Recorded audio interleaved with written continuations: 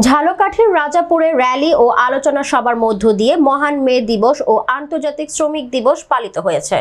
দিবসটি উপলক্ষে বুধবার সকাল ৯টায় উপজেলা ইমারত নির্মাণ শ্রমিক ইউনিয়নের উদ্যোগে একটি র্যালি বের করা হয়। র্যালিটি উপজেলা শহরের প্রধান সড়ক প্রদক্ষিণ করে ইমারত নির্মাণ শ্রমিক ইউনিয়ন এর কার্যালয়ে এসে শেষ হয়।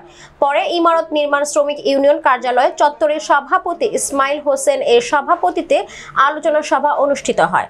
এতে বক্তব্য দেন সংগঠনের উপদেষ্টা মোহাম্মদ মইনুল হক লিপু, সাধারণ সম্পাদক মোহাম্মদ আজিজুল হক খলিফা, ইলেকট্রিশিয়ান শ্রমিক ইউনিয়নের সাবেক সভাপতি মোহাম্মদ সিরাজুল ইসলাম নবাব, সাধারণ সম্পাদক মোহাম্মদ সাইদুর রহমান প্রমুখ।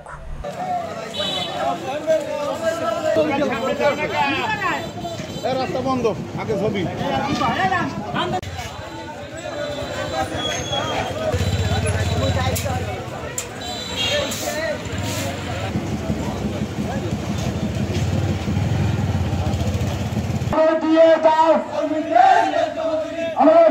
আমাদের দাবি